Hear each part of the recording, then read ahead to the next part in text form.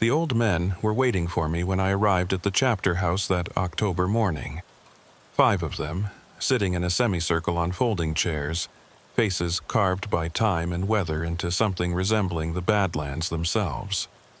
They'd called me specifically, asked for Nathan Brings Plenty by name, which meant this wasn't about a missing hiker or vandalism at the sacred sites. I've been a tribal ranger on Pine Ridge for 8 years. My grandfather held this job before me, back when it was less formal, just men who knew the land and kept watch over it. He taught me to track, to read sign in the dust and bent grass, to understand what the hills are saying if you know how to listen. He also taught me there are places you don't go after dark, places where the wind sounds different. I didn't always believe him. Nathan, Thomas Ketch's enemy, spoke first. He was the eldest, maybe 85, with hands that trembled slightly as they rested on his walking stick. Sit down. We need to talk about the North Ridge. The North Ridge. A stretch of pine-covered hills about 12 miles from here, cutting along the border of the reservation. Beautiful country if you like isolation. Not many people went up there anymore. What's happening on the North Ridge? I asked, taking the empty chair they'd left for me. The old men exchanged looks. That kind of look that passes between people who've known each other their entire lives, who can communicate whole conversations without words. Robert Hollowhorn's boy went missing up there 3 nights ago, Thomas said. Went out bow hunting, never came back. His truck was found yesterday morning on the old logging road, driver's door open, engine still running. Bow was in the truck bed, quiver full of arrows. Hadn't taken a single shot. Missing persons cases weren't unusual out here. The reservation covers roughly 3,500 square miles of some of the most remote country in South Dakota. People get lost, get hurt, sometimes die of exposure before anyone finds them. But something about the way Thomas was telling this made the hair on my neck stand up. Search and rescue is already on it, I said. I heard about it on the radio yesterday. They've got teams combing the area. They won't find him. This from Albert Holyrock, who rarely spoke unless he had something important to say. Not where he went. Where did he go? Another exchange of looks. You remember what your grandfather told you? Thomas asked. About the silent ones? The name hit me like cold water. I hadn't heard it in years, not since my grandfather died when I was 19. He'd mentioned them a few times, always late at night, always with that particular tone in his voice that meant the story was more than just a story. He told me some things, I said carefully. Old warnings, places to avoid. Your grandfather was the last ranger who understood, Albert said. The last one who took the old knowledge seriously. Since he passed, the younger rangers, they think everything can be explained. Science, logic, modern thinking. He shook his head. But the land hasn't changed. What lives here hasn't changed. What exactly are you asking me to do? Thomas leaned forward. We're asking you to remember what your grandfather taught you. We're asking you to be careful when you go up to the North Ridge, because you will go up there. We know you, and we're asking you to come back and tell us what you find, even if you don't understand it. Especially if you don't understand it, Albert added. The third elder, Joseph Movescamp, spoke for the first time. His voice was soft, barely above a whisper. The silent ones walk that ridge now. They've been quiet for many years, but something has woken them. Or called them, we don't know which, but they're moving again. I don't understand what you mean by silent ones, I said, even though part of me did. Part of me remembered my grandfather's warnings about places where the silence gets too deep, where even the birds won't sing. You will, Thomas said. Just promise us you won't go up there at night. And if the wind stops while you're there, you turn around immediately. You don't wait, you don't investigate, you leave. You understand? If the wind stops, you'll know it when it happens. Everything will go still. No wind, no animal sounds, nothing. When that happens, they're close, and you need to be gone. I wanted to ask more questions, wanted them to give me something concrete I could work with. But I'd grown up around the elders long enough to know that some knowledge comes in its own time, in its own way. They'd told me what they could. I'll be careful, I had promised. Your grandfather would want you to come home, Thomas said. Honor his memory. Be smart. I left the chapter house with more questions than answers and a cold feeling in my gut that had nothing to do with the October weather. That afternoon, I drove up to the North Ridge to check on the search and rescue operation. The day was clear and bright. Temperature in the low 60s, perfect autumn weather. The kind of day that makes you forget winter is coming. The logging road where they'd found Hollowhorn's truck was crawling with people. SAR volunteers, tribal police, even a couple of county sheriff's deputies who'd driven in from the next jurisdiction. I parked behind the grid of vehicles and found the SAR coordinator, a guy named Mike Russell who I'd worked with before. Any sign of him? I asked. Mike shook his head. He looked tired, frustrated. Nothing. It's like he vanished into thin air. We've got dogs, we've got thermal imaging, we've covered a 5-mile radius from the truck. Not a trace. No footprints, no disturbed vegetation, no blood, no torn clothing, nothing. What about the truck? Anything unusual? Just what I told tribal police yesterday.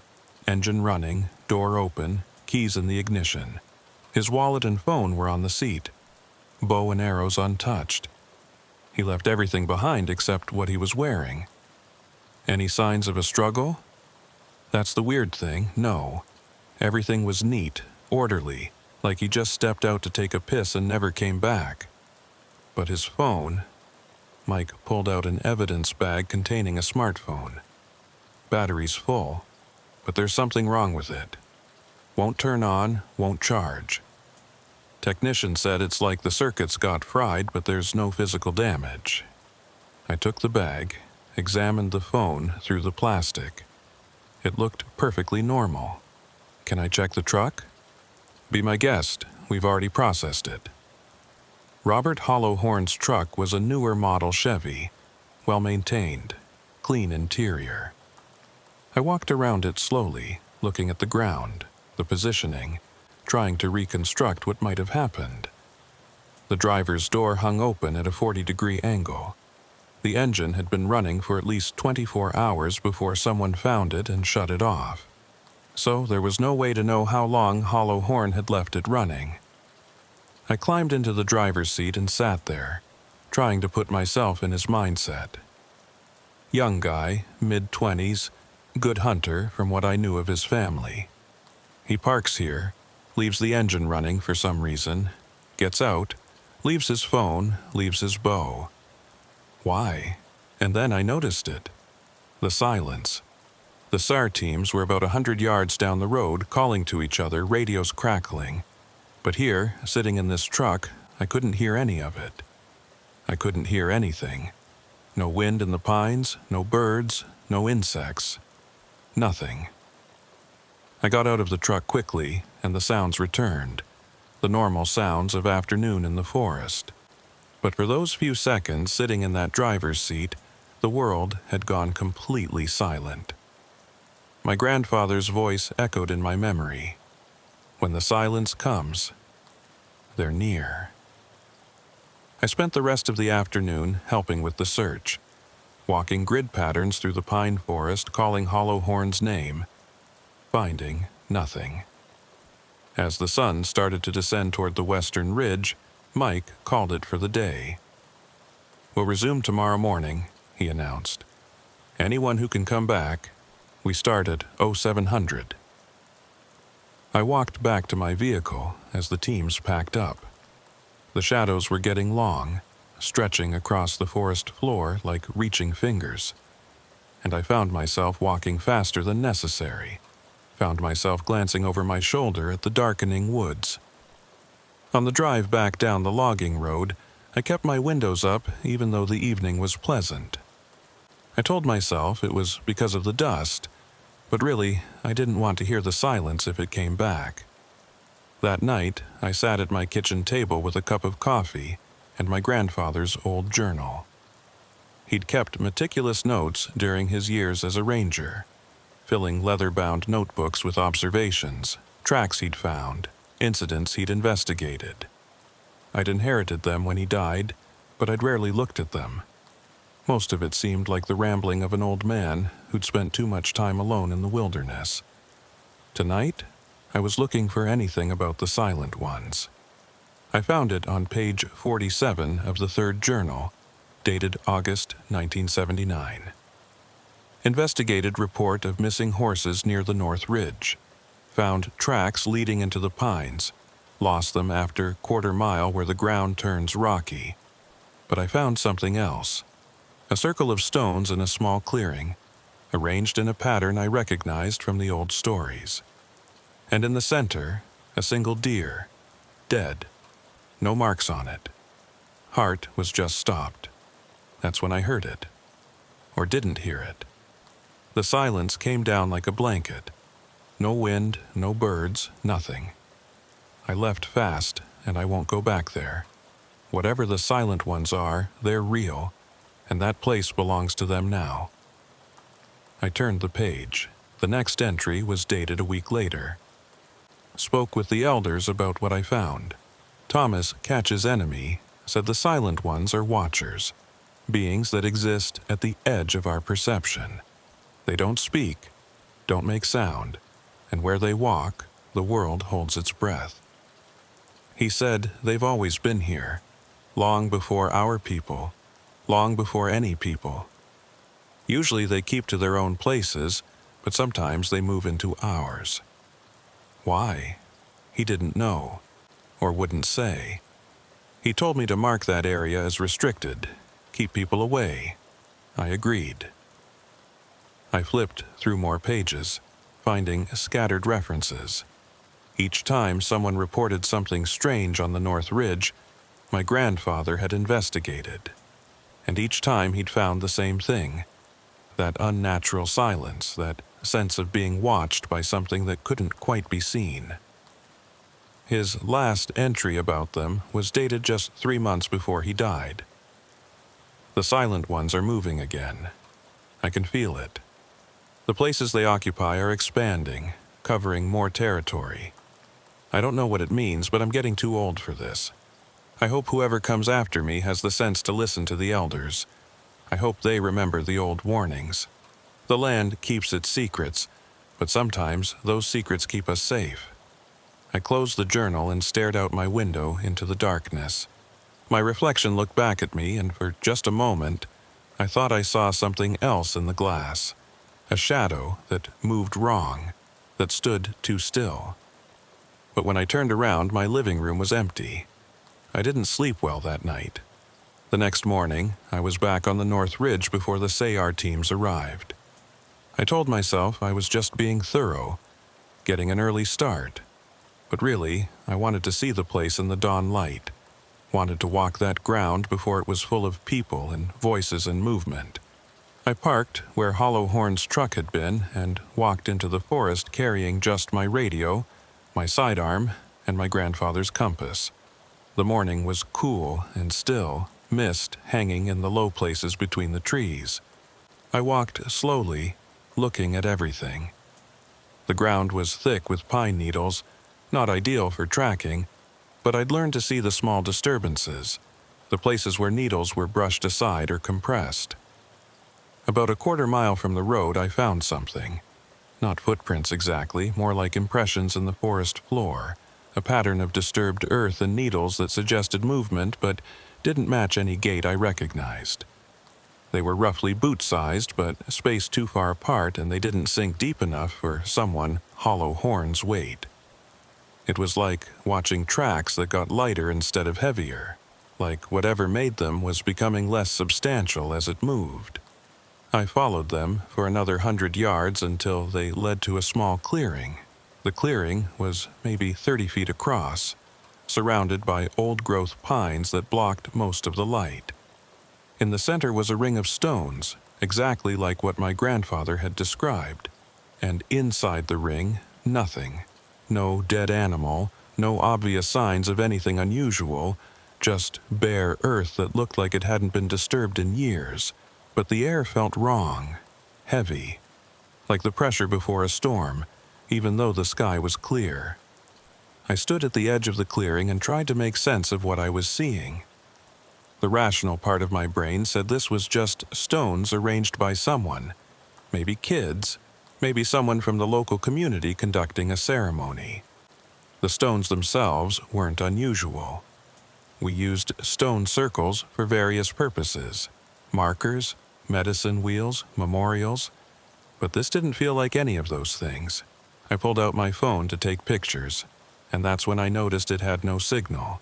Not unusual up here in the hills, but I'd had 2 bars just a quarter-mile back. I tried anyway, and the phone made a strange sound, not the usual camera shutter, but a low buzzing that made my teeth ache. The screen went black. Shit, I muttered, trying to restart it. Nothing. That's when the silence came. It was like someone had thrown a switch and turned off the world. The wind died mid-gust. The birds that had been calling in the distance went quiet. Even my own breathing sounded muffled, distant, like I was hearing it through water. My grandfather's warning echoed in my mind. When the silence comes, they're near. I turned slowly, scanning the tree line. Nothing moved. Nothing made sound. But I had the overwhelming sense that I was being watched by something that had all the time in the world. Something that was studying me the way a scientist studies an insect under glass. I backed away from the clearing, keeping my eyes on the trees, my hand resting on my sidearm, even though I knew instinctively that a gun wouldn't help me here. Whatever this was, bullets wouldn't touch it. The silence followed me. I walked faster, then jogged, then ran, crashing through the underbrush without caring about noise or tracks or anything except getting away from that clearing. The silence stayed with me until I burst out onto the logging road, and then suddenly, like crossing an invisible line, the sounds returned. Wind in the trees, my own gasping breath, a raven calling overhead. I stood there with my hands on my knees, trying to catch my breath, trying to convince myself that I'd just panicked over nothing. But I could still feel it, that presence in the clearing, those eyes that had watched me without blinking. My phone was still dead. I got in my vehicle and drove back down the mountain without waiting for the SAR teams. I didn't tell anyone about what happened in the clearing. What would I say? That I'd found some rocks and got spooked by silence. That I'd felt like I was being watched by something I couldn't see. It sounded crazy, even in my own head, but I couldn't let it go. That night, I drove to Thomas Catch's enemy's house. He lived on a small plot about 5 miles from the chapter house, a single-wide trailer with a well-tended garden and a traditional arbor in the backyard where he conducted ceremonies. He was sitting on his porch when I pulled up, like he'd been expecting me. "You went to the ridge," he said. It wasn't a question. "This morning, I found a clearing with stones, a ring." He nodded slowly. "And?" The silence came, just like my grandfather wrote about. Everything just stopped. Thomas gestured to the empty chair beside him. I sat down, and for a long moment we just looked out at the darkening hills. The sun was setting, painting the sky in shades of red and orange. "What are they?" I finally asked. "The elders talk about them like they're real beings. But what does that mean? Spirits? Ghosts?" "None of those words fit," Thomas said. "Our language has a term for them, but it doesn't translate well. The closest English word might be watchers, but that's not quite right either. They're presences. Things that exist alongside us, usually in places we don't go, times we don't see. Most of the time, our worlds don't overlap. But sometimes they do. Why? We don't know. Maybe they move according to patterns we can't perceive. Maybe something calls them. Maybe they're drawn to certain kinds of energy or disturbance. He turned to look at me. Your grandfather believed they were like smoke. You can see smoke, you can smell it, you can watch it move, but if you try to grab it, there's nothing there. The silent ones are like that. Present, but not solid. Visible, but not quite real. At least not in the way we understand real. Robert Hollow Horn, I said. Did they take him? Take isn't the right word, but yes, he encountered them, and he didn't come back. Will we find his body? Thomas was quiet for a long time. Maybe, eventually. But he won't look like he got lost or had an accident. There won't be an explanation that makes sense. Have you seen them, the silent ones? Once, when I was younger than you are now, I was hunting up in the Black Hills, got caught out after dark. I'd made camp in a small canyon, had a fire going. The night was normal at first, stars, wind, coyotes calling in the distance. Then everything stopped. The fire kept burning, but I couldn't hear the flames anymore. Couldn't hear anything. And I looked up and saw them. What did they look like? That's the thing. I can't describe them properly because every time I try to remember, the image slips away. They were tall, I think, or maybe they just seemed tall because of the way they moved. They stood at the edge of my firelight, 3 or 4 of them, completely still, not breathing, not swaying, just standing, watching. I sat there all night, didn't move, didn't even blink. And when the sun came up, they were gone. But I knew if I'd tried to run, if I'd shown fear or tried to fight them, I wouldn't have survived. What would they have done to you? I don't know. No one who provokes them comes back to tell about it. A chill ran down my spine. What should I do? The SAR teams are going back tomorrow. People are going to keep looking for Hollow Horn. You can't stop them. But you can try to keep them safe. The silent ones don't seem to bother people who stay on the paths, who don't go into their places. It's when someone wanders into their territory, when someone goes where they're not supposed to go, that things happen. How do I know where their territory is? You already do. You felt it this morning, that clearing. That's one of their places. Your grandfather marked others in his journals. You'll learn to recognize the signs. The silence is the most obvious one, but there are others. Places where the trees grow wrong, where animals won't go, where the light looks different, even though you can't explain why. I thought about the clearing, about those strange tracks that seem to fade into nothing. I saw impressions in the ground, like footprints, but not quite.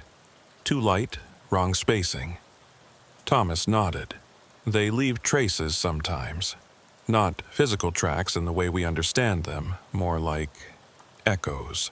Places where they've pressed against our world hard enough to leave a mark. But those marks don't follow the rules of normal tracks. Sometimes they appear and disappear. Sometimes they lead nowhere. This is insane, I said, more to myself than to him. I'm a ranger.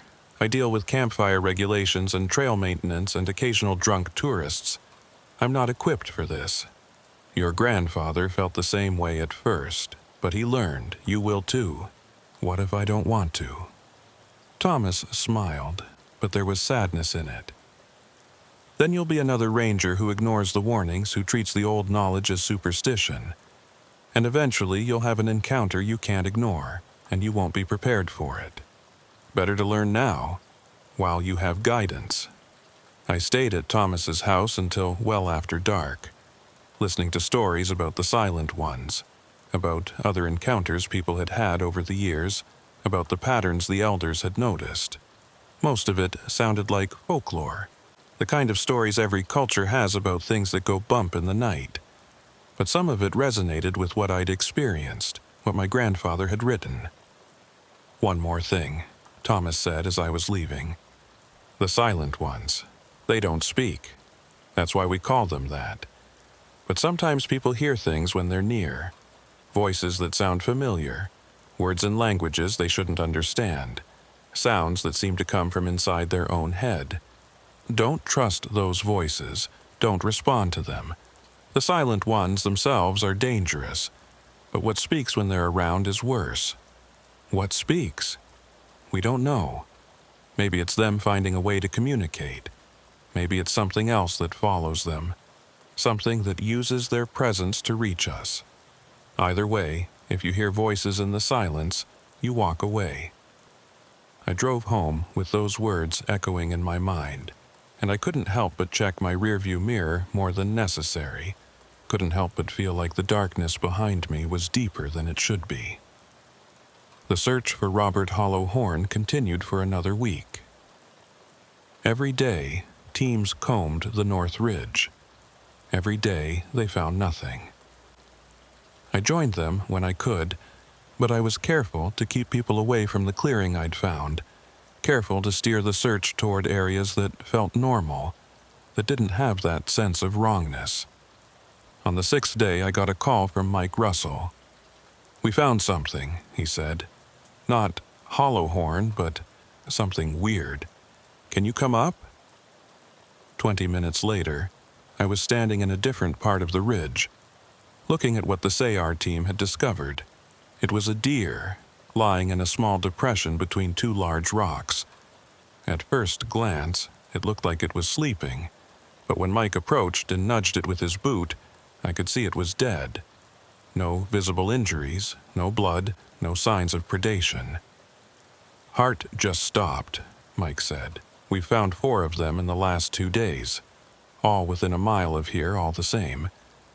Just dead for no apparent reason." I thought about my grandfather's journal entry. A single deer. Dead. No marks on it. Heart was just stopped. "Could be disease," one of the SAR volunteers suggested. "EHD or something." "Maybe," Mike said, but he didn't sound convinced. "But I've never seen EHD kill like this. Usually, there are other symptoms, signs of distress. These animals look like someone just flipped a switch and turned them off." I walked around the deer, looking at the ground. There, in the soft earth beside the rocks, I saw them again. Those strange impressions. Too light, wrong spacing, leading to and from the deer's body. "Mike," I said quietly, "I think you should pull the search back, at least from this sector." "Why? This is the first real sign we've found that something's happening up here." "That's exactly why. Whatever's killing these deer, we don't want to run into it." He gave me a strange look. "Nathan, they're deer. Probably sick." "You're not seriously suggesting." "I'm suggesting we be cautious. This area is giving me bad vibes. I'd rather we focus the search on the southern sectors." Mike studied my face for a long moment, then nodded slowly. "All right, you're the tribal ranger. If you say we should avoid this area, we'll avoid it. But you need to give me something better than bad vibes for the report. Put down that the terrain is too dangerous. Lots of loose rocks, potential for falls. It's not technically wrong." We moved the search teams south, away from the dead deer, away from the clearing with the stones. But I knew we were just delaying the inevitable. Whatever was happening on the North Ridge was spreading, claiming more territory, and eventually we'd run out of safe places to search. That night, I was doing paperwork at the ranger station when my radio crackled. "Dispatch to Ranger brings plenty." "Go ahead, dispatch." "We've got a report of lights on the North Ridge. Caller says they've been watching them for about an hour, moving through the trees at the old Burnett Creek area.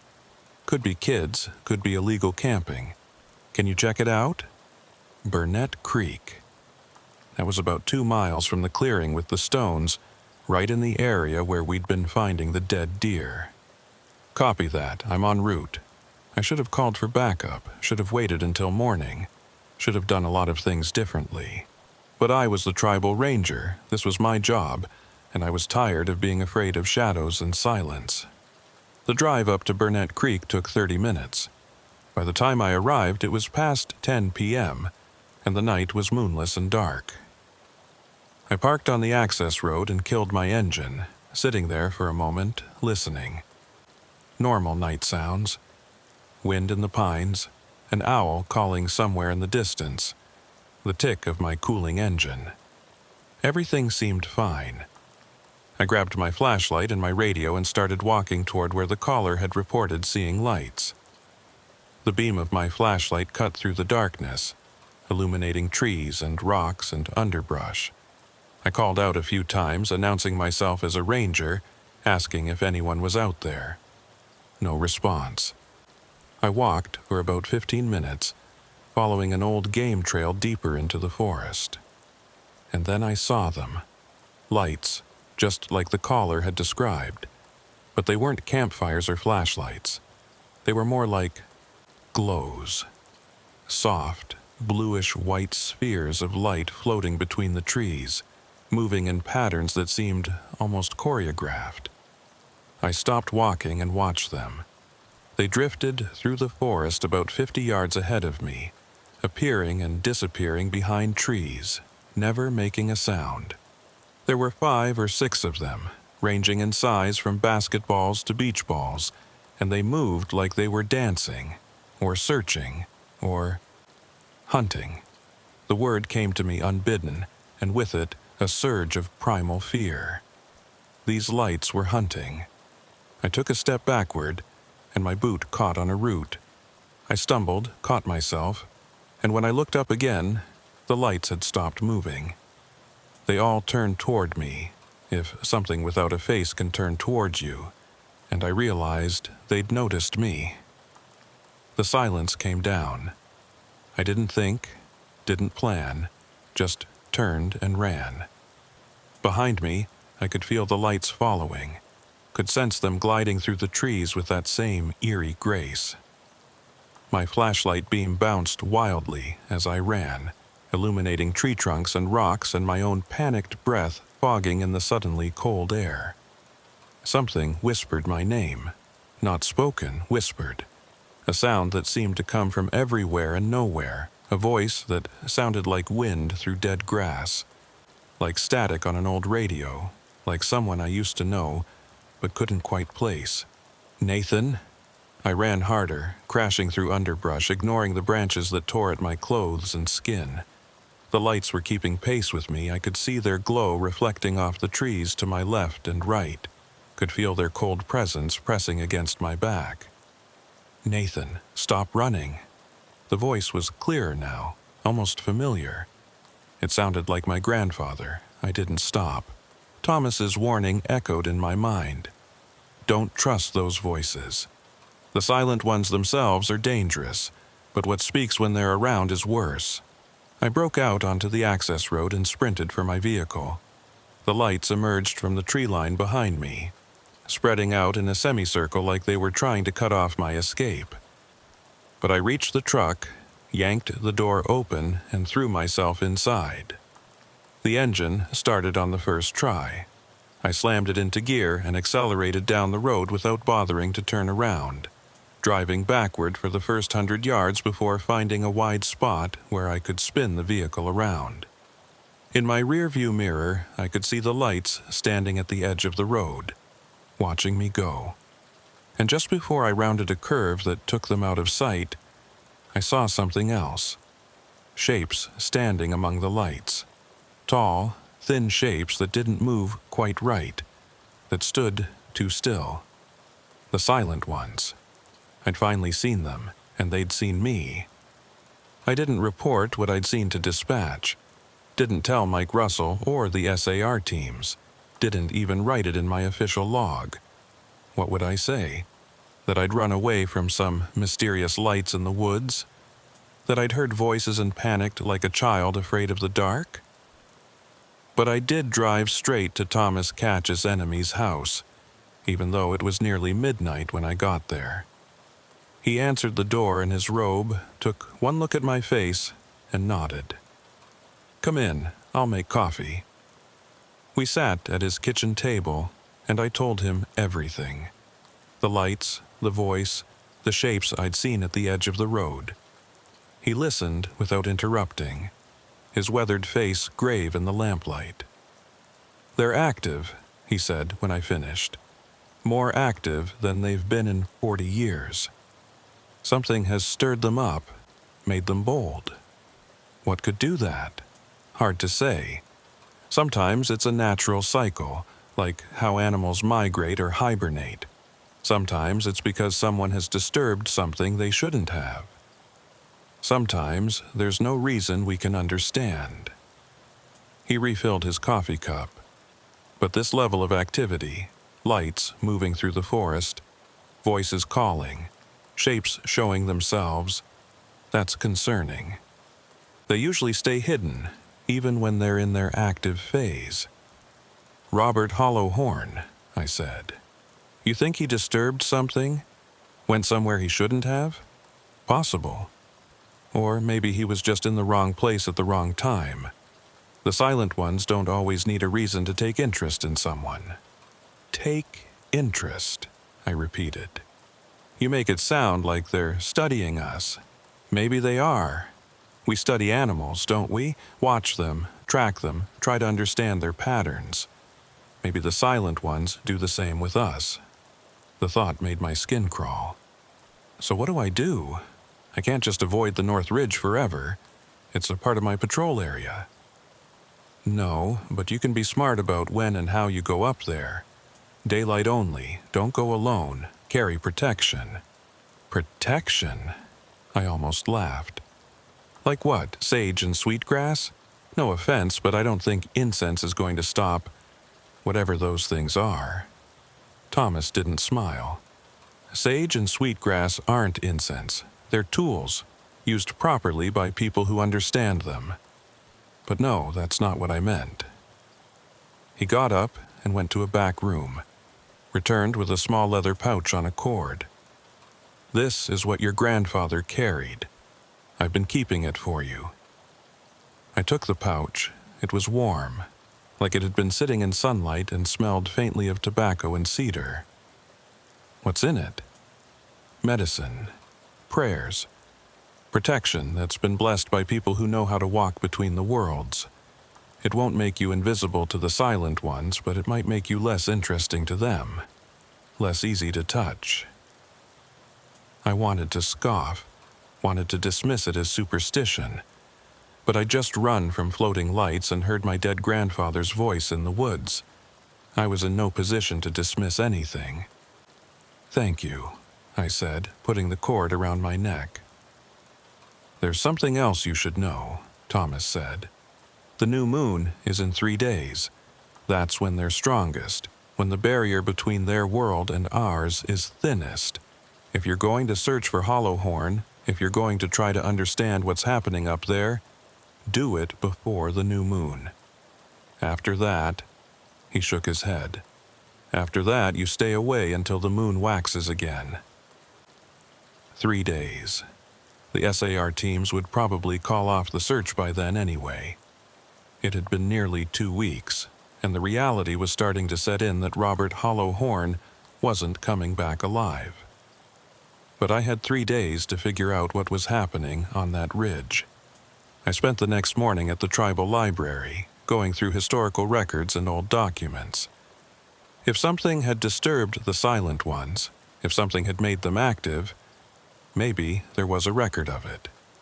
The librarian, a woman named Sarah Red Cloud, helped me dig through archived newspapers and tribal council minutes. "What exactly are you looking for?" she asked, as she brought me another stack of folders. "Any unusual activity on the North Ridge.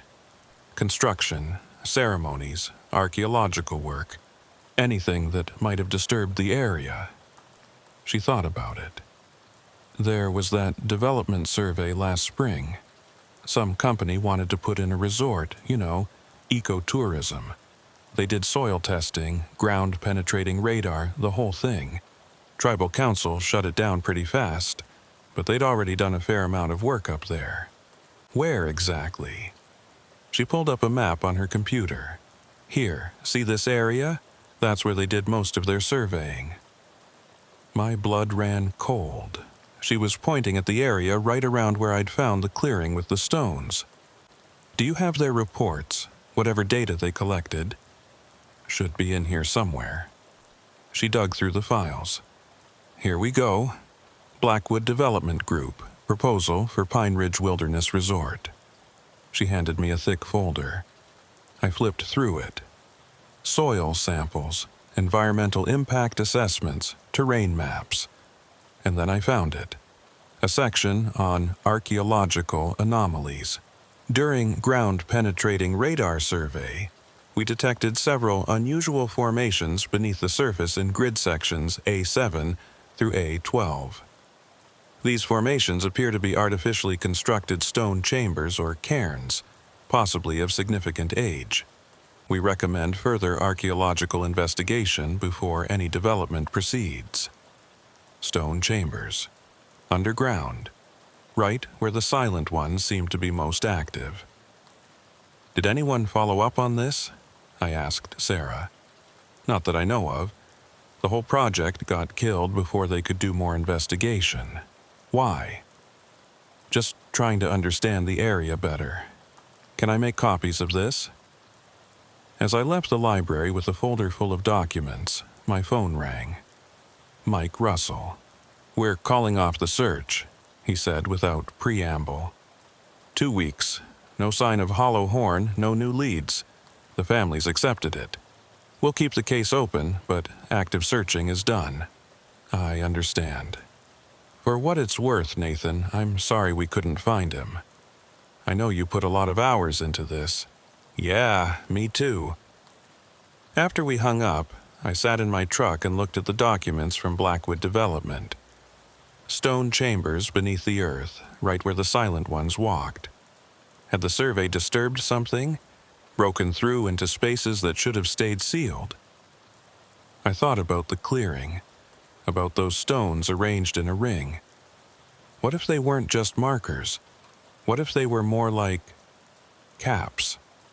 Lids on something that went deeper. There was only one way to find out. That afternoon, I went back to the North Ridge. It was 2 days before the new moon, and Thomas's warning echoed in my mind. But I needed to see the clearing again, needed to understand what was really there. I parked on the logging road and walked in, following the same route I'd taken before. The afternoon was gray, clouds rolling in from the west, and the wind had a cold edge that promised rain or maybe snow. The clearing looked the same, stones in a ring, bare earth in the center. But now that I knew to look for it, I could see the slight depression in the center, the way the ground seemed to have settled, like something beneath it had created a hollow space. I walked around the perimeter of the stones, studying them more carefully. They weren't random. Each stone had been chosen for its shape and placed with intention, and in the weathered surfaces I could see marks. Not natural erosion, but deliberate carvings, symbols that looked old, worn almost smooth by time. I pulled out my phone to take pictures, then remembered it had died the last time I was here.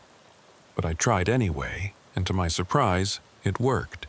The camera opened, the shutter clicked, and the images saved. I took dozens of photos, the stones, the carvings, the depression in the center. And then I noticed something I'd missed before.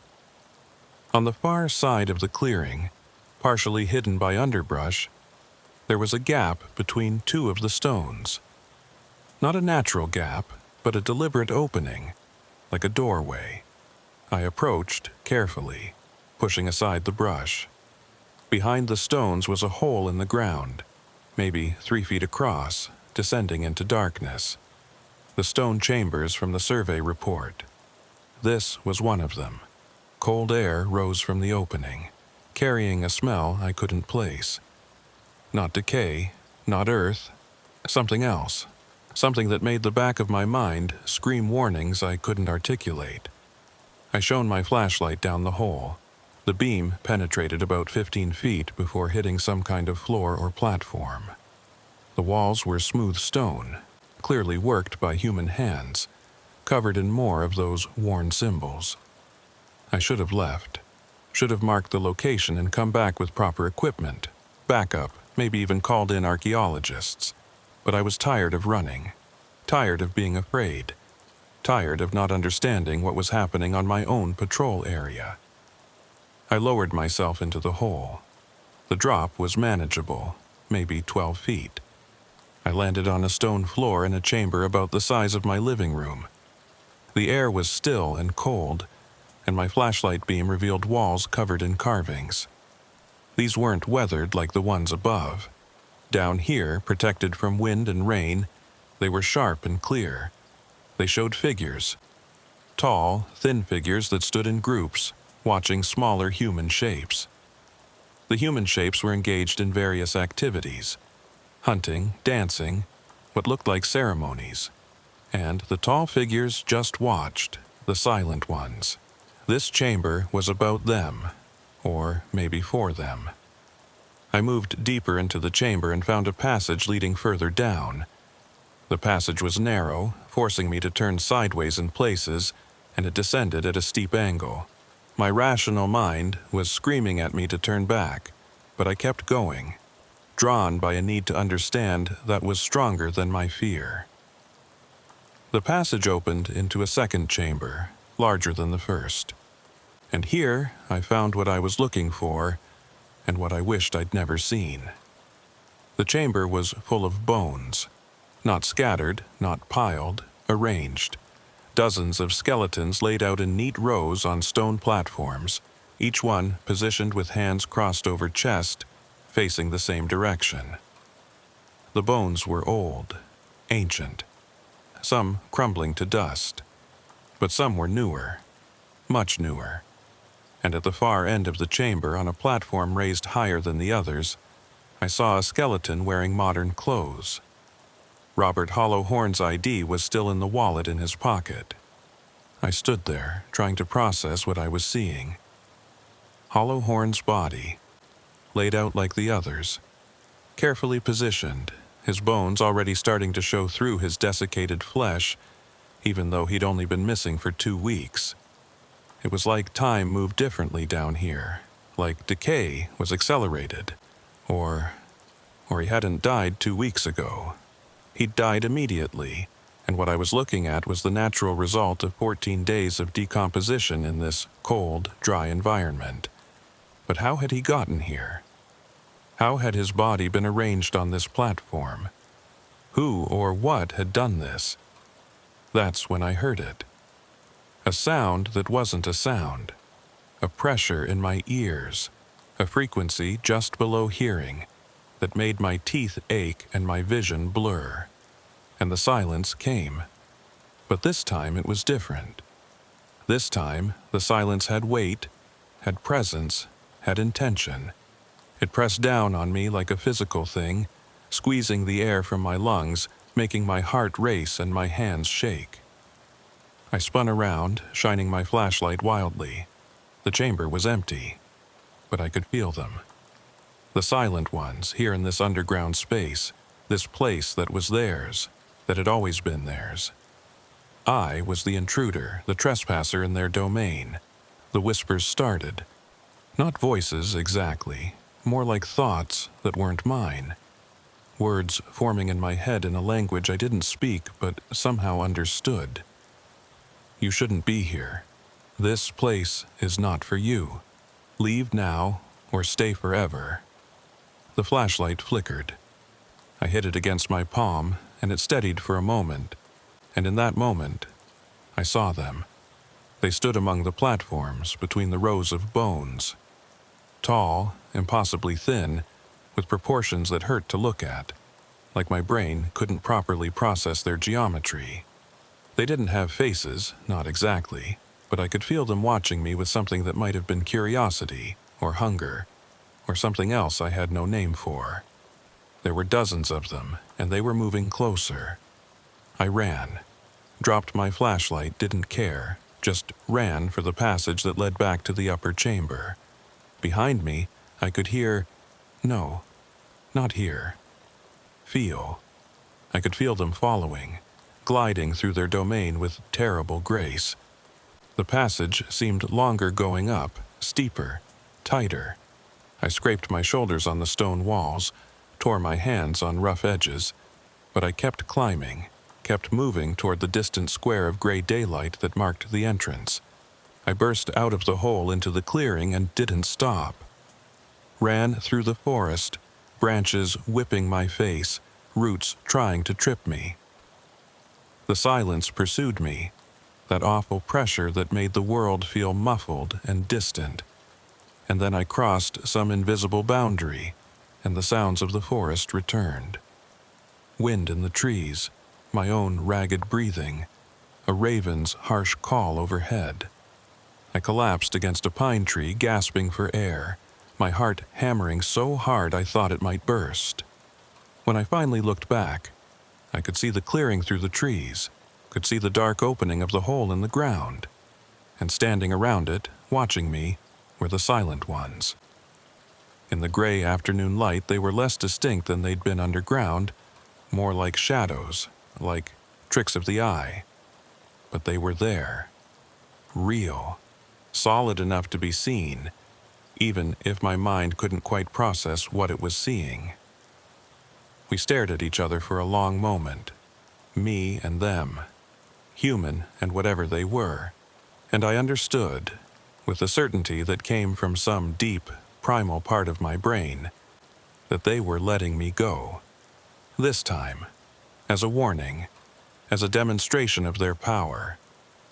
But if I came back, if I disturbed their place again, there would be no mercy. I walked back to my truck on shaking legs. The sun was setting, painting the clouds in shades of red that looked like blood.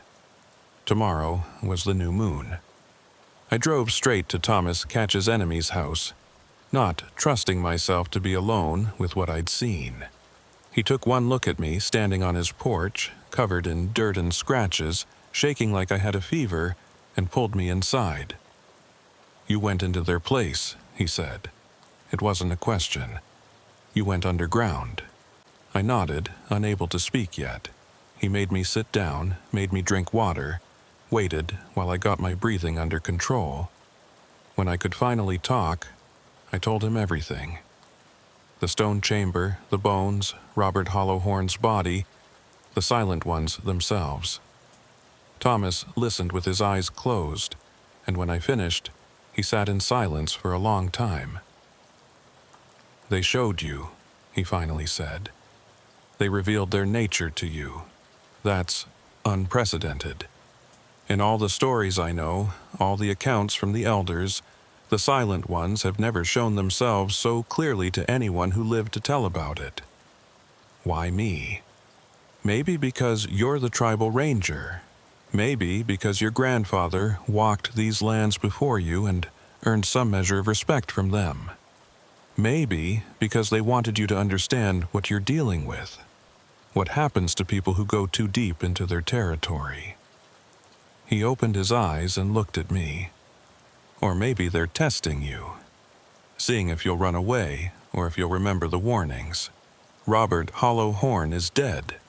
His body is down there in that chamber, arranged like all the others, dozens of others. How long has this been going on? Centuries. Maybe longer. The silent ones have always been here. They've always taken some of us. Not many, not often, but enough to remind us that this land is shared, that we exist here by their sufferance as much as by our own strength." I thought about those skeletons, laid out in neat rows, facing the same direction. What are they doing with the bodies? Why arrange them like that? I don't know. Maybe it's their version of respect. Maybe it's something else, something we can't understand with our limited perception. The silent ones don't think like we do.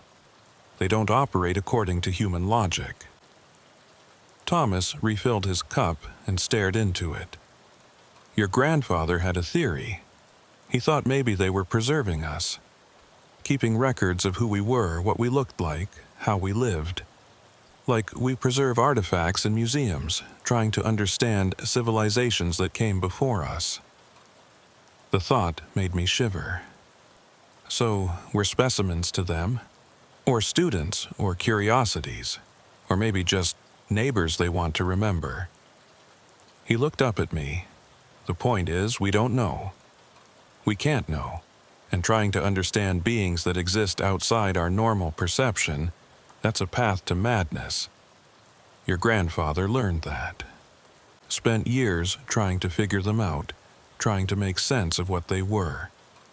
In the end, he realized the only important thing was learning to coexist. I need to report this. Hollowhorn's family deserves to know what happened to him. And tell them what? That you found his body in an underground chamber guarded by ancient beings that don't quite exist in our reality? That he's being kept in some kind of eternal gallery by watchers from before time? Thomas shook his head. They'd think you were crazy, or disrespectful, making up stories about their dead son. So, I just lie? Tell them we never found anything? You tell them the truth in a way they can accept. You tell them you found evidence that Robert died on the ridge, that his body is in a place that can't be safely recovered, that it would disturb sacred ground to try. That's not a lie. Everything in that statement is true. I hated it, but I knew he was right. Some truths couldn't be spoken directly. Some knowledge had to stay with those who could bear it. The new moon is tomorrow, Thomas said. You need to stay away from the ridge for at least a week, maybe longer. The Silent Ones will be at their most active, most present. They've shown you their domain once. If you go back now, they'll consider it a challenge, and they will respond. What about other people? Hikers? Hunters? Most people won't feel drawn to go up there during the new moon. There's an instinct, something primal that makes people avoid places of power when those places are active. But yes, there's a risk. He thought for a moment. Can you close the area? Some official reason. I can try. Say we found evidence of unstable ground, risk of collapse. It's not even a lie. That chamber could cave in. Do it. Close the North Ridge for a week. That should be enough. I stayed at Thomas's house that night. I couldn't face going home. Couldn't bear the thought of being alone with what I'd seen. He set me up in his spare room, and I lay there staring at the ceiling, listening to the night sounds outside the window. Around 3 a.m, I heard singing. Soft and distant, in Lakota, the old words my grandfather used to sing. I got up and looked out the window. The yard was empty, silvered by starlight, but I could still hear the singing, could feel it resonating in my bones. Thomas appeared in the doorway, wrapped in a blanket. They're acknowledging you, he said quietly, marking you as someone who's seen their world and returned. The songs are, I don't know what to call them, blessings, maybe, or warnings, or just recognition that you're different now. I don't feel different. You will. Give it time. The singing continued until just before dawn, and then it faded like morning mist burning off. I left Thomas's house just after sunrise and drove to the ranger station to file the closure notice. The building was empty at this hour, just me and the hum of the ancient heating system. I sat at my desk and wrote up the report, keeping it vague and official. Geological instability, risk to public safety, area closed until further notice. As I was finishing, I heard something that made me freeze. A whisper, soft and close, like someone speaking right next to my ear. Nathan. I spun around. The office was empty. Nathan, we're still watching. The voice was neither male nor female, neither young nor old. It was like wind through stone, like the earth itself speaking. I grabbed the medicine pouch Thomas had given me, clutched it tight. The whisper faded, but I could still feel them. The silent ones, their attention on me, their awareness of me like a weight pressing down. I submitted the closure notice and left the station, locking the door behind me with hands that wouldn't stop shaking. The next day was the new moon. I didn't go to the North Ridge, didn't even drive near it. I stayed in town, did paperwork, tried to pretend everything was normal, but I could feel them out there, could sense their presence like a storm on the horizon. My supervisor, a tribal police officer named Carl White Eagle, stopped by my office around noon. "You look like hell," he said, studying my face. "You getting sick?" "Just tired, long week. The hollow horn search." He sat down across from my desk. "That was rough. Family's taking it hard. I know. They want to talk to you, the parents. They heard you were the last one searching up there, that you closed the area. They want to know if you found anything at all that might give them closure." My stomach clenched. "When?" "Tonight, if you're up for it. I told them you'd been working yourself ragged, but they're pretty insistent." I thought about what Thomas had said. The truth, but in a way they could accept. Tell them I'll be there at 6. Robert Hollowhorn's parents lived in a small house on the edge of the reservation. When I pulled up that evening, I could see people gathered inside through the windows. The family, come together to mourn, to support each other, to try to make sense of a senseless loss. Robert's mother, Margaret, answered the door. She was in her 50s with grief carved deep into her face. "Ranger brings plenty. Thank you for coming." Inside, about a dozen people sat in the living room. Robert's father, his siblings, aunts and uncles, grandparents. They all turned to look at me when I entered, and I saw hope in their eyes. Hope that I'd bring them answers, closure, peace. I wanted to give them that. But all I had was a truth they couldn't handle and a lie that would have to suffice. "I'm sorry for your loss," I said. "Robert was a good man, good hunter, good son." Margaret gestured for me to sit. "The police said you closed the North Ridge, that you found something." I found evidence that Robert went deep into the backcountry, further than most people go. The terrain there is dangerous, lots of loose rock, hidden drops, and I chose my words carefully. There's sacred ground in that area, old places our people have been told to respect, to leave alone. Sacred ground? Robert's father, David, leaned forward. "What kind of sacred ground?" "Stone chambers, underground. Very old, probably pre-contact. The kind of places the elders have always warned about." I saw recognition flash across the faces of the older family members. They knew. Maybe not the details, maybe not about the silent ones specifically, but they understood there were places on the reservation that carried weight, that demanded respect. "Did you find his body?" Margaret asked, her voice barely above a whisper. This was it, the moment where I had to decide how much truth to tell. I found evidence he entered one of those chambers, and I believe he's still there, in a place where I took a breath.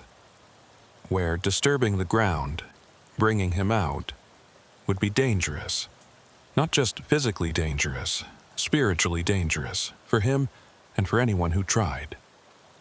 Silence filled the room. Margaret's hands trembled in her lap. "So he's just going to stay there?" David's voice was tight with anger. "We can't bring him home, can't bury him properly?" "He's in a place of rest," I said carefully. "A place that's been used for that purpose for a very long time. He's not alone, and he's not forgotten.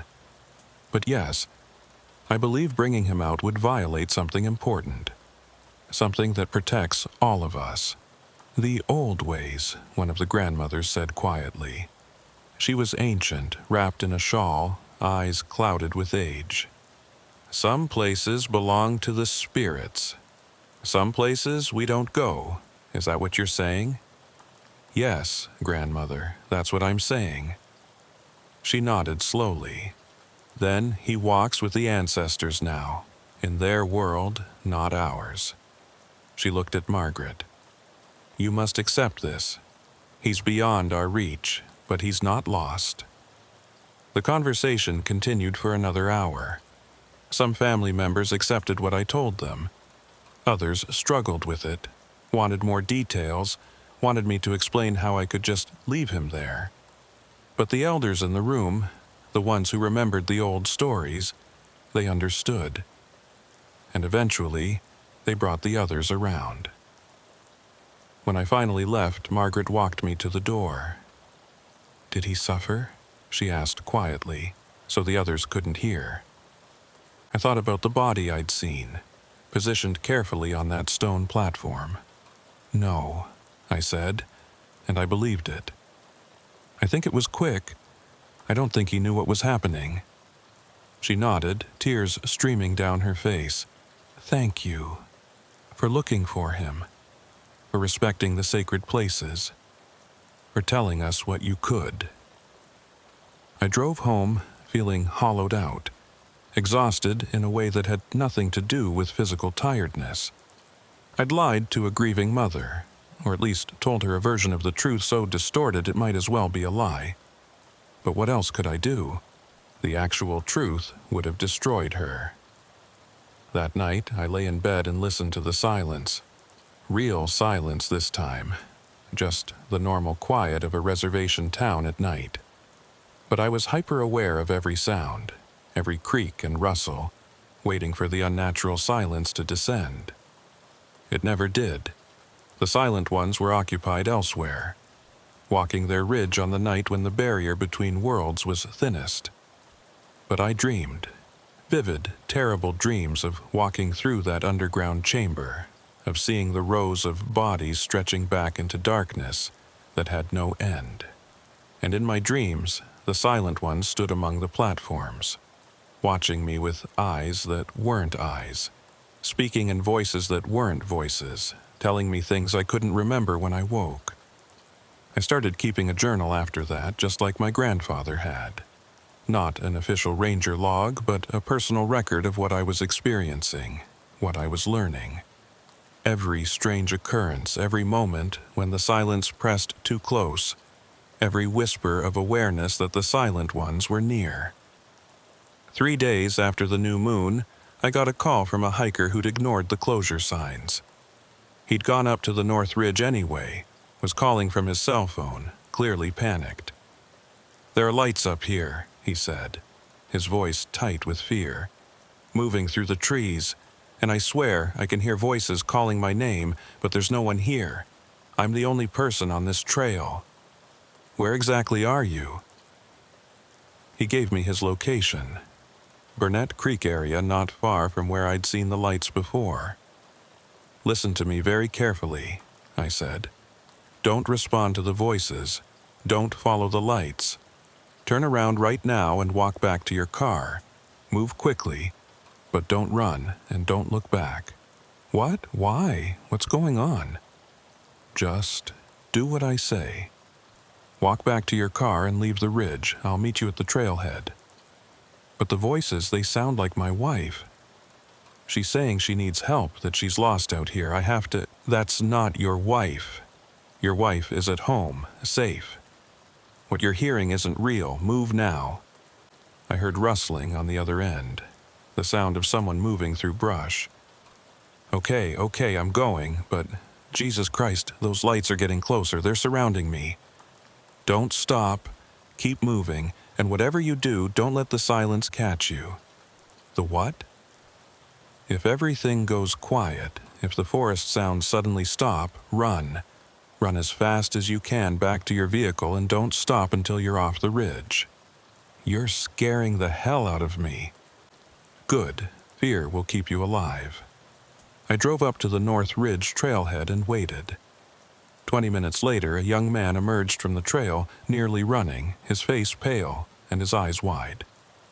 He didn't stop until he reached his car, and even then, he kept looking back at the forest. What was that? he demanded when I approached. "What the hell is up there?" "Nothing you need to worry about. You're safe now." That's not an answer. Those lights, those voices, they weren't natural. And the quiet, it was like someone had muted the entire world. "Did they touch you? Did anything physical happen?" "No, I felt watched, studied, like I was some kind of specimen in a lab." He shook his head. "I'm never coming back here. This whole area is wrong." That's probably wise.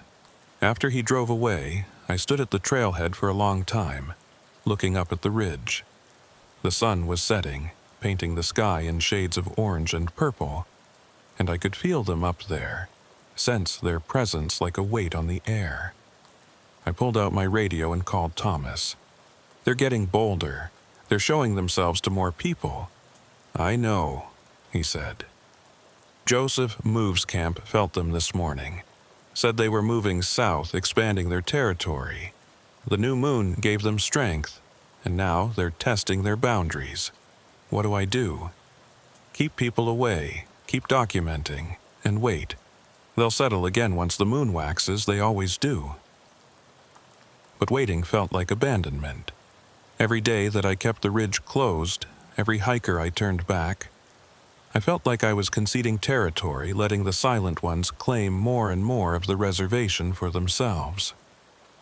The next week, I spent every day patrolling the perimeter of the closed area, turning back anyone who tried to ignore the signs.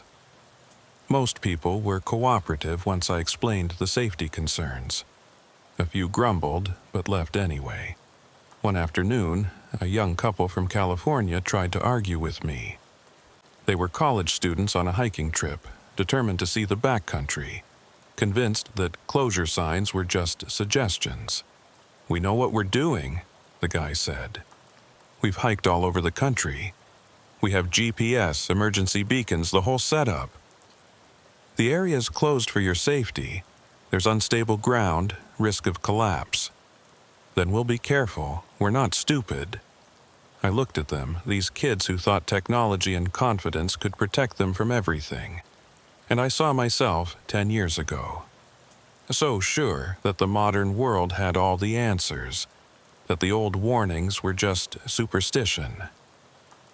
"Have you ever experienced true silence?" I asked them. They looked at each other confused. "What?" "Silence, complete silence. No wind, no birds, no insects, no sound at all. Have you experienced that?" "I mean, sure," the girl said.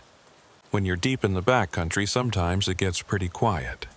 Not quiet. Silent. Where the world itself seems to hold its breath. They didn't understand. They couldn't. And part of me envied them that ignorance. "The ridge is closed," I said firmly. "If you want to hike, there are dozens of other trails on the reservation that are open and just as beautiful. I can give you a map, make recommendations." They left, unhappy but compliant. And I stood there wondering how many more I'd have to turn away before people stopped trying. That night, I updated my journal, sitting at my kitchen table with my grandfather's old notebooks beside me. I was starting to see patterns in his entries, patterns I recognized from my own experiences. Times when the silent ones were more active, times when they retreated. Phases of the moon, yes, but also seasons, weather patterns, even solar activity. He'd been tracking them for decades, trying to understand their rhythms. And the more I read, the more I realized he'd been doing what I was doing now, trying to find a way to coexist, to keep people safe while respecting what lived in the spaces between. I flipped to one of his last entries, dated just a week before he died. "The silent ones are patient. That's what makes them so dangerous. They don't need to rush, don't need to force anything. They simply wait, and eventually someone will forget the warnings, ignore the signs, wander into their territory. And then they have what they want. Another addition to their collection, another human to preserve in their eternal gallery. I've spent 40 years trying to prevent that, trying to educate people, trying to maintain the boundaries. But I'm tired. I hope whoever comes after me has the strength I'm losing. I closed the journal and stared out my window into the darkness. My grandfather had carried this burden for 40 years. I'd had it for less than a month, and already I could feel the weight of it. The constant vigilance, the knowledge that one mistake could cost someone their life.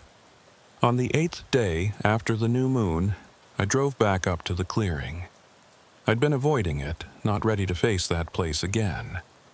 But I needed to see it, needed to confirm that the Silent Ones had sealed their chamber, that they were protecting their secrets.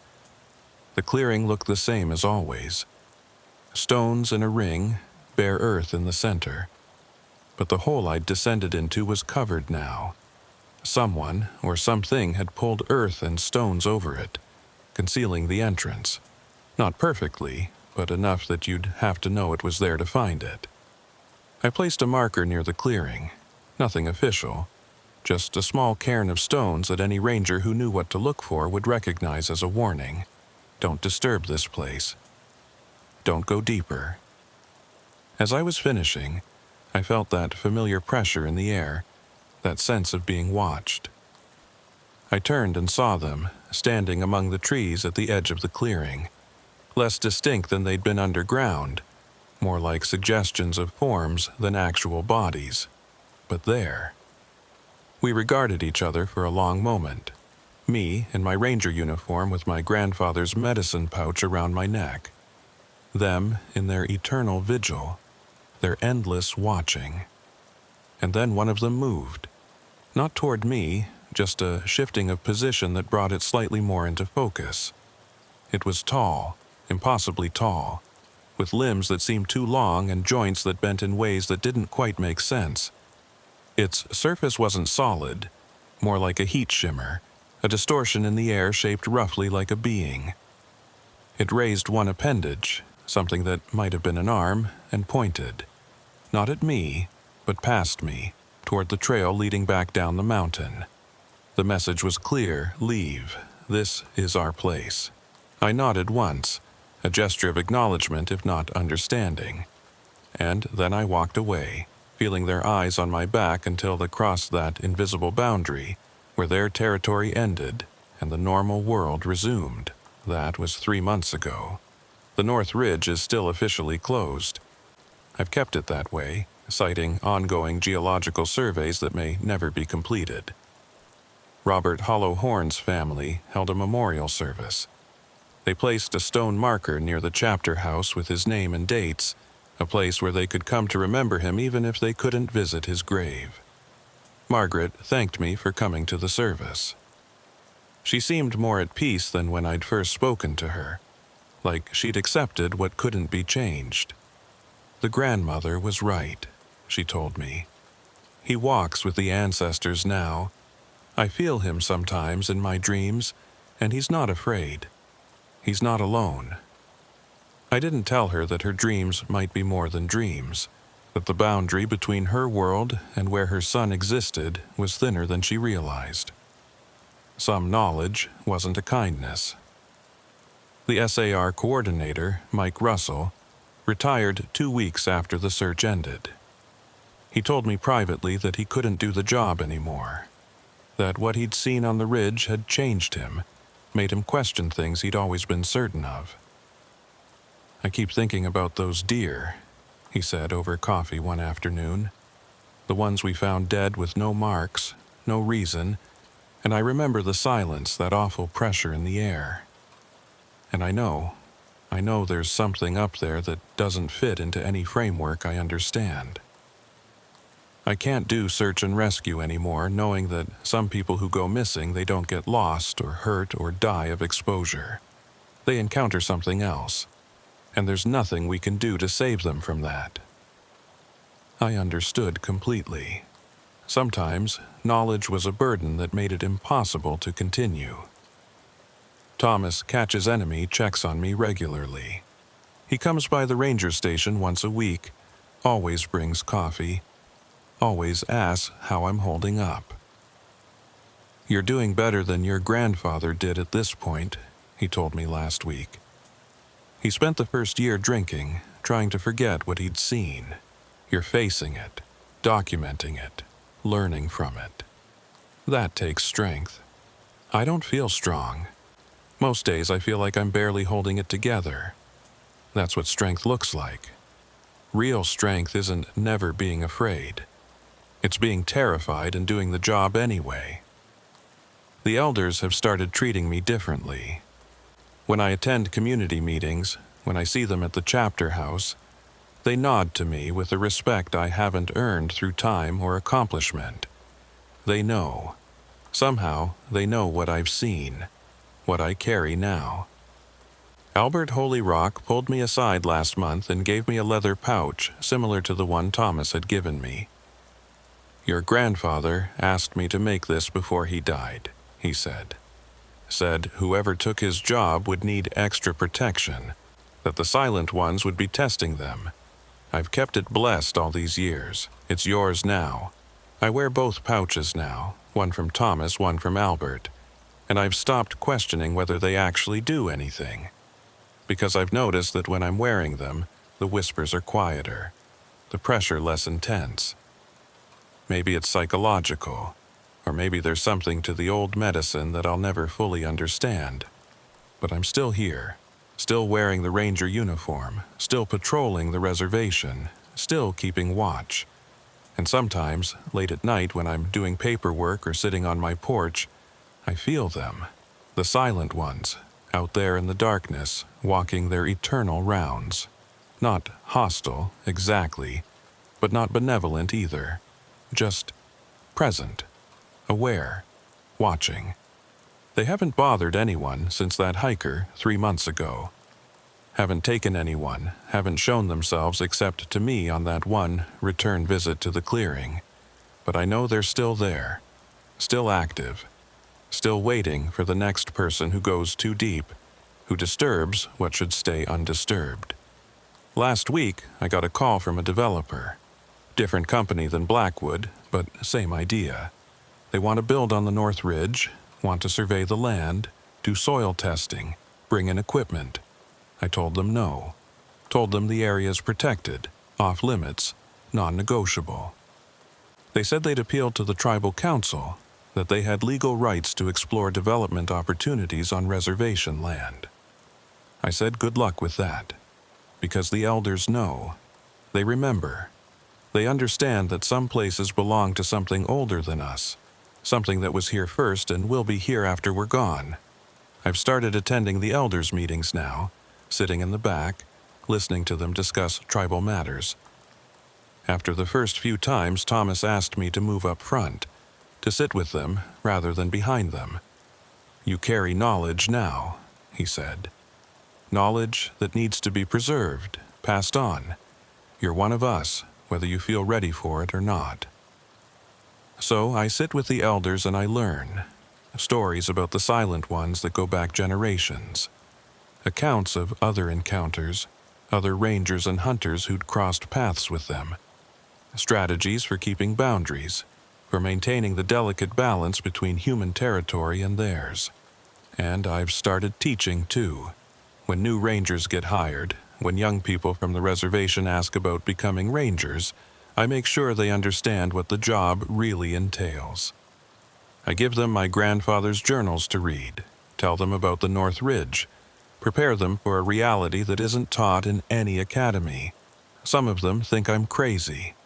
I can see it in their eyes, that mixture of pity and concern. They listen politely and then go back to their modern worldview where everything can be explained and measured and controlled. But a few understand.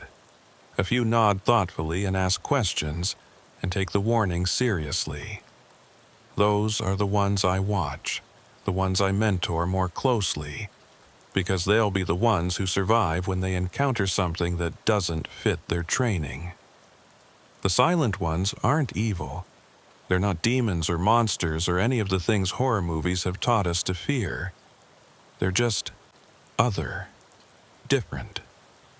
Existing in a space adjacent to ours, overlapping in ways we can't fully comprehend.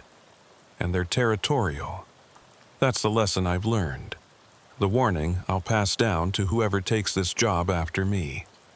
There are places on this reservation, places all over this land probably, where the boundaries between worlds are thin, where things that shouldn't exist by our physics, by our logic, still walk and watch and wait. You can live alongside them. Our people have done it for thousands of years.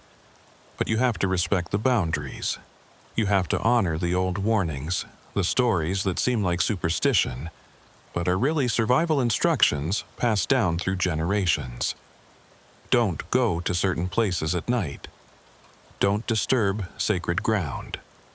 And when the silence comes, when everything goes still and the world holds its breath, you leave, immediately. No questions, no investigations, no trying to understand. Because the silent ones are always watching, and they remember. I wear my grandfather's medicine pouch every day now, keep his journals on my desk, study the old stories with new understanding, and every time I patrol the North Ridge I feel them out there. Patient, ancient, eternal. Sometimes, when the wind is right, I hear whispers that might be my imagination or might be something else. Voices that speak in languages older than words. Sounds that bypass my ears and go straight to some primitive part of my brain that still remembers when humans were prey and the darkness held real monsters. But I don't run anymore. Don't panic. Just acknowledge their presence and move on, keeping to the paths, respecting the boundaries. Because that's the job. Not to defeat them or drive them away, but to coexist. To be the bridge between the people who've forgotten and the things that never forget. My name is Nathan Brings Plenty. I'm a Lakota Tribal Ranger on Pine Ridge Reservation. And I walk the line between the world you know and the world that exists in the silence. The elders warned me about the silent ones. I should have listened sooner, but I'm listening now. And some nights when I'm out on patrol under a moonless sky, when the wind dies and the forest goes still, I stand in that silence and I understand something my grandfather wrote in his final journal entry. We are not the dominant species on this land. We never were. We're just the ones who learned to coexist with what was already here. We share this land with something ancient, something patient, something that watches and waits and remembers every trespass, every intrusion. The silent ones are still here. They've always been here, and they always will be. The question isn't whether they're real. The question is whether you're smart enough to respect that reality and live accordingly. I've made my choice. I hope whoever reads this makes the right one too, because the silence is listening, and it never forgets. Winter is coming to the ridge now. Snow will cover the trails, ice will seal the stone chambers beneath the earth.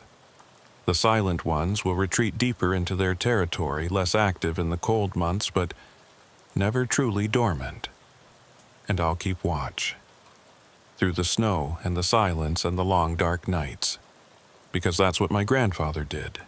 That's what the rangers before him did, going back generations to when we first came to this land and realized we weren't alone here. We're the watchers watching the watchers. And in the spaces between our world and theirs, in the silence that presses down when they draw near, we maintain the boundary. Not through force, not through conquest, through respect, through memory, through the understanding that some things are bigger than us, older than us, and deserve to exist in their own spaces without our interference. The North Ridge belongs to them now. Maybe it always did. And as long as I'm wearing this badge, I'll make sure it stays that way.